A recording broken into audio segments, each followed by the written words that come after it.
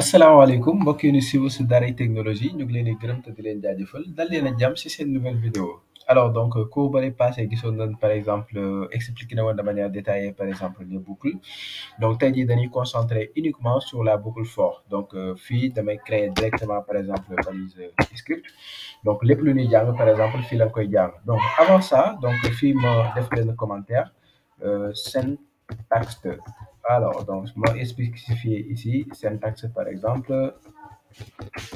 boucle for, nan lay mel. Alors, donc, boucle for, ni lay mel, par exemple, syntaxe bi da ngay def fii, am na expression 1, virgule expression 2, virgule expression 3. Voilà. Et à l'intérieur, tu fais comme ça. Donc, fini, ngay def par exemple le code ici. Hein. Le code ici. Voilà. Voilà, le code ici. Donc voilà boo xoolee boucle for par exemple ñetti expression lay am expression 1 expression 2 expression 3 léegi li nga war a comprendre mooy aucune de ces expressions là n'est obligatoire expression 1 obligatoireul expression 2 obligatoireul expression 3 obligatoireul maintenant damay jël benn exemple comme yéen ni ngeen amee woon habitude par exemple def boucle for avec les trois expressions donc je vais prendre un exemple donc là di exemple avec les trois expressions. Alors, donc fii damay créer bon benn tableau mën naa ko tuddee par exemple case comme tableau bu ma jëloon sànq donc fii ops donc ma créer le tableau comme ça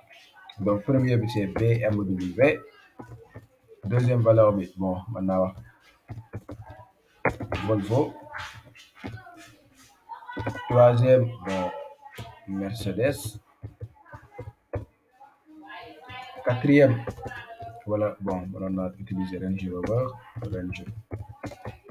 Rover donc fii ma utiliser tout simplement Ford Ford voilà donc fii créé naa par exemple benn tableau donc lan laa mën a def par exemple pour afficher information tableau yi mën naa créer benn boucle donc à ce niveau là damay créer juste benn paragraphe donc foofu laay afficher information yi donc paragraphe dama koy identifier ma tuddee ko tout simplement démo donc foofu laay afficher par exemple information yi tableau yi ginnaaw bu ma leen boucler donc alors fii pour def boucle for damay def for rek n'est-ce pas du lu may bind manuellement parce que éditeur bi gisoo boo ñëwee si cadre bi boo taper sur entrée daf lay aider je reprends da ngay def for contrôle espace gisoo bii nii nga ñëw bi nekk si cadre bi nga cliquer si mu aider la donc fii yéen a gis par exemple index lay def mais man dama koy renommer i ndax moo gën a gàtt donc sama tableau bi tuddul array mais car la tudd n'est-ce pas je remplace array ici par car donc fii waxoon naa leen ñetti expression lay am donc bii mooy première expression bi mooy deuxième expression bi mooy troisième expression bi alors boucle for nan lañ koy exécuter déjà par ordre par exemple expression yi par ordre lañ koy exécuter donc première chose bi nga xam ne boucle for bi moom lay exécuter mooy initialisation de cette variable là maanaam day jël variable i mën nga ko tuddee loolu la neex man maa ko tuddee i rek mais bu la neexee nga tuddee ko j bu la neexee nga tuddee ko pâté bu la neexee ban le plus souvent i lañ koy tuddee donc daf koy initialiser à 0 pour que après ñu mën a considérer comme compteur di si compter quoi deuxième expression bi foofu ngay def par exemple condition programme bi premier lii lay njëkk a exécuter deuxième chose bi muy exécuter mooy condition bi donc condition bi mooy condition bi nga xam ni dafay vrai pour que ñu mën a dugg ci à l'intérieur de la boucle donc bu dee condition bi c'est faux duñ mën a dugg par exemple si bloc bi pour exécuter ko si c'est vrai maintenant ñu dugg si bloc bi pour exécuter ko maintenant supposons que c'est vrai n'est-ce pas programme bi avant muy incrémenter day ñëw fii par exécuter bloc de code bi ba pare doog a ñëw incrémenter donc incrémenter troisième expression bi moom la day mujjee exécuter donc lii la leen njëkk a exécuter après ñu exécuter expression 2 après ñu exécuter le code bi après ñu doog a exécuter expression 3 donc fii lan laa bëgg a def dama bëgg par exemple peut-être créer par exemple benn variable bu tudd texte ici mën naa ko créer fii donc damay créer texte est égal à bon bu ma neexee ma initialiser ko chaîne vide wala bu ma neexee bon ma bàyyi ko mais dama koy initialiser juste chaîne vide comme ça voilà pour wax ni instant yi amul dara mais bu ma ko initialiser woon ak chaîne vide par exemple undefined lay am léegi ma ne pour chaque tour de boucle heure boo wëndeeloo parce que boucle mooy lan day ñëw di parcourir bii lay njëkk a xool doog a dugg ci bii doog a dugg ci bii doog a dugg ci bii loolu mooy boucler léegi ma ne ko pour chaque tour de boucle maanaam pour chaque tour de boucle heure boo ko déggee maanaam pour chaque élément boo xam ne yegg si nga fi rek loolu mooy pour chaque tour de boucle. Pour chaque élément, n'est-ce pas, damay mettre à jour valeur u texte bi plus égal jàngoon nan ko, n'est-ce pas. Damay jël par exemple valeur u tab bi car la tudd, car de i, car de i laay jël par exemple daal di koy ajouter, n'est-ce pas, si variable texte. Donc ma expliqué waat ko. Quart de i ça dépend bu dee par exemple lii la boucle bi fii la toll, quart de i égale BMW. bu dee boucle bi fii la toll, quart de i égale Volvo. bu dee boucle bi fii la toll, quart de i égale Range Rover. bu dee boucle bi fii la toll, quart de i et cetera. parce que li ngeen war a jàpp mooy i mën na doog 0, i indice la rek, gisoo fii 0 la, n'est-ce pas. après boo ko incrémenté day jóge 0 dem 1, mais bu nekkee 1 fii lay nekk, n'est-ce pas, parce que lii position 1 la nekk, waxoon nañ lii position 0 la, lii position 1. bu ko incrémenté, parce que pour chaque tour de boucle lii dañ koy incrémenté. bu dee heure bu condition bi validé rek ba exécuter code bi rek dañuy incrémenté. Ça veut dire que lii ñu def 0 nii mën nañ ko incrémenté mu doon 1, ñu incrémenté mu doon 2, et cetera et cetera. léegi fii lan lañ ko wax, i égale 0 dañ ne ko initialement i bi 0 la. léegi ñu ne ko bu dee i bi dafa inférieur à la taille du tableau, fii taille du tableau lan la 1 2 3 4. donc fii mu ngi mel ni da nga ni ko bu dee i dafa inférieur à 4, donc fii damay def CTRL X ma def 4, mel ni loolu nga ko wax. est-ce que i est inférieur à 4? donc car point length 4 lay retourner, mooy tout simplement length mooy taille tableau bi, n'est-ce pas. taille tableau bi boo compté 1 2 3 4 4 la. donc fii boo defoon console alerte par exemple de fii, bon juste pour wan leen ma def alerte de ça. donc ma daal di commenter lii juste pour wan leen donc contrôle 2 points il le faut, donc parce que voilà fii lépp dafa war a leer donc ma taper sur entrée, yéen a ngi gis 4 lay affiché. donc voilà, donc length c'est juste pour récupérer taille tableau bi. alors donc ma daal di effacer ce truc là, n'est-ce pas, ma daal di décommenter. donc pour i égale 0, donc dama koy laaj est-ce que i bi c'est inférieur à 4, mais xam ngeen ni 0 est inférieur à 4, loolu c'est vrai. donc mu daal di dugg daal di jël man mu ne quart de 0, parce que 0 la kenn incrémenté gu ko, donc quart de 0 BMW la. donc day jël BMW daal di koy ajouter ci texte mu daal di incrémenté. donc bu incrémenté 0 bi day changer doon 1, ñu daal di vérifier est-ce que 1 est inférieur à 4. dëgg la 1 est inférieur à 4, ñu jël quart de 1 Volvo daal di koy ajouter ci texte, ñu daal di incrémenté. mu incrémenté mu jàll 3, mu jàll 2. ñu ne est-ce que 2 est inférieur à 4? oui, 2 est inférieur à 4, n'est-ce pas. ñu daal di jël quart de 2, n'est-ce pas. quart de 2 c'est tout simplement Range Rover, daal di ko yokk ci texte, daal di incrémenté waat mu doon lan 3. ñu ne est-ce que 3 est inférieur à 4? 3 est inférieur à 4, mu jël quart de 4, quart de 3 c'est Ford, daal di koy ajouter ci texte, ñu incrémenté lii mu doon par exemple 4. léegi est-ce que 4 est inférieur à 4? c'est ça qui est faux. 4 n'est pas inférieur à 4, mais 4 est égal à 4. donc quand 4 est inférieur à 4, c'est faux, donc du exécuter ça. et au finish ba ngay gis ni valeur yëpp par exemple am nañ ko ci variable texte. léegi nan lay def léegi ba afficher ko ci paragraphe yi. fii bu la neexee par exemple à l'extérieur man nga mettre à jour document point get element by id, sélectionner ma balise bi nga xam ne dafa am identifiant bi moom. ginnaaw bi ma ko sélectionné damay modifier par exemple contenu point in HTML et tout simplement égal à sama texte bi, donc point virgule. donc normalement texte avec e laa ko déclaré woon, donc fii dama ci def voilà. donc fii aussi n'oubliez pas dama ci def e. donc bu ma neexoon bon ma créé ko sans e donc voilà, souvent noonu laa koy defee. alors donc bu leen neexee variable la rek mën ngeen ko tuddee loo leen neex. voilà, donc kon texte à ce niveau là, texte day doon benn variable boo xam ne contenir na information yi yëpp. et voilà, donc comme contenir na variable yi daf koy coller nag nii ma ko defee nii pour le moment. bu ko affiché dafay coller information yi. donc juste bu ma actualiser di nga gis ni mu ngi affiché BMW, mu ngi affiché Volvo, mu ngi affiché Range Rover, et cetera. mais dafa coller information yi. donc nan laa mën a def pour que du coller information yi. fii mën naa ko jox ma ne à chaque fois nga jël information bi nga dugal ko par exemple ci texte, n'est-ce pas, na nga koy def un BR. bon BR pour dire un saut de ligne, un retour à la ligne. donc bu jëlee BMW def ko ci texte daal di def retour à la ligne, jël Volvo def ko ci texte def un retour à la ligne. fii boo actualiser yaa ngi gis am naa BMW, am naa Volvo, am naa Range Rover, am naa Ford, et lépp par exemple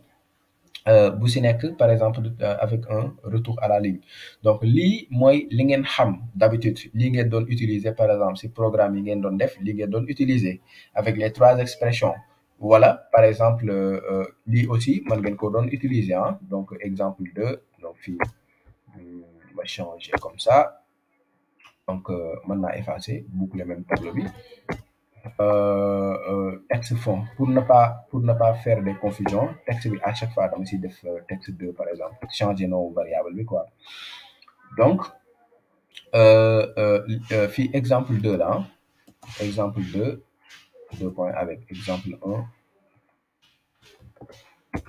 2 points, n'est-ce pas, avec par exemple les trois expressions. Bi exemple 2 là avec les trois expressions. Donc beneen exemple bi ngeen war a bi ngeen daan def par exemple si boucle for mooy da ngay gis koo xam ne day ñëw par exemple mu déclarer li mu war a déclarer yëpp daf koy déclarer par exemple benn yoon par exemple fii lay ñëw mu def lettre daal di déclarer iwam daal di déclarer par exemple taille par exemple daal di déclarer par exemple taille daal di déclarer texte de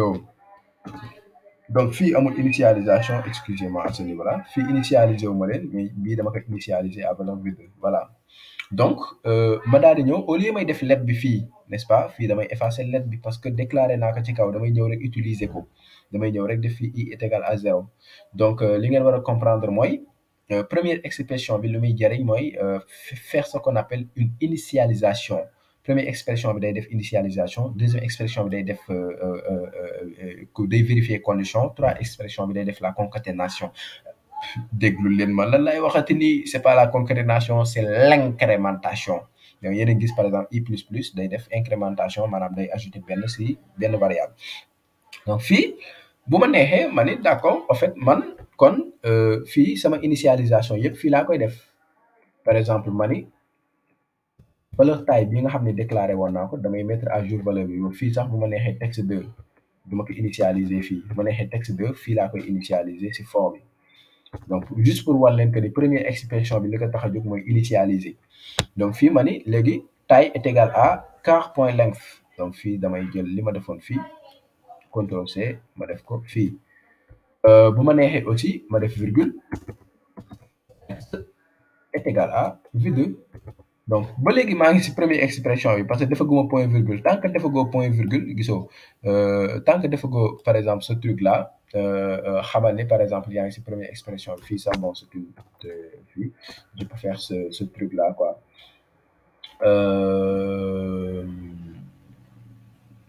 voilà c'est des points virgules pas des virgules tant que defaguma point virgule maa ngi si première expression bi yaa ngi fii yéen a ngi gis par exemple ay virgule rek laa def donc lii ma bind yépp ci première expression bi la léegi nag peut-être bon fii man ngeen wax kii li muy def compliqué na parce que yéen li ngeen doon tàmm def dafa yomboon da ngay def benn initialisation rek ngeen doon def léegi fii nag man dama def plusieurs initialisations mais en réalité li ngeen doon def ak li may def c'est la même chose voilà donc dama déclarer affaire yi si kaw daal di leen di initialiser si expression une bi léegi deuxième bi xam naa ni condition la n'est-ce pas au lieu may def i inférieur à quart point length comme quart point length initialisé naa ko mën naa def fii directement taille parce que taille est égal à quart point length loolu laa wax fii ma ni taille est égal à quart point length au lieu ngay répéter fii quart point length mën nga fi def directement taille et fii nga dolli par exemple sa i plus plus fii ça va afficher exactement la même chose amul dara lu siy changer ah donc fii bu ma ñëwee bu ma actualiser texte de laa jël def ko si kii bi bu ma ñëwee ma actualiser i égale 0 am na benn undefined bu may wax undefined i inférieur comment dirais-je la taille est égale à quart point length texte est égal à vide bon fii taille est égale à quart point length texte donc texte c'est pas texte mais c'est texte 2 hein donc fii texte 2 là hein, au lieu de texte voilà ma actualiser waat et là tout est bon hein donc mu may afficher BMW Volvo exactement la même chose la may afficher c'est-à-dire lii ma def nii c'est exactement la même chose n'est-ce pas avec ça donc fii mën naa wax similaire à l'exemple par exemple 2 exemple 2 avec par exemple similaire à l'exemple 2 par exemple ou bien similaire à tout simplement 2 points nga def par exemple exemple 2 bon similaire à pour wax ni par exemple lii nii c'est la même chose par exemple que lii même chose lay joxe bon sauf que si ici benn variable laa déclaré par contre fii par exemple plusieurs variables laa déclaré mais à part ça c'est exactement la même chose donc maintenant lii mooy li ngeen tàmmoon di def pour le moment amul dara loo xam ni moom yokk naa ko ci vraiment mais pour bañ vidéo bi gudd je pense que damay arrêter vidéo bi fii ma enregistré beneen vidéo n'est-ce pas ñu continuer sur les boucles forts alors sama gars yi ma jox leen rendez-vous si beneen vidéo incha allah.